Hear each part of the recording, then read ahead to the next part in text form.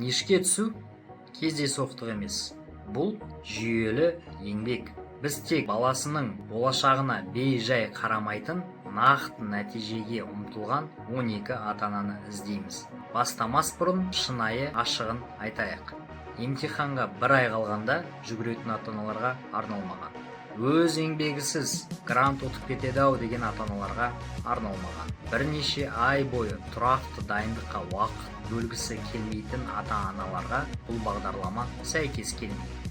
Егер сіз балаңыздың білімдегі олқылықтарын жойып, НИШ, РФМШ немесе Белгия нық қадаммен барғанын қаласаңыз, біз көмектесуге дайынбыз.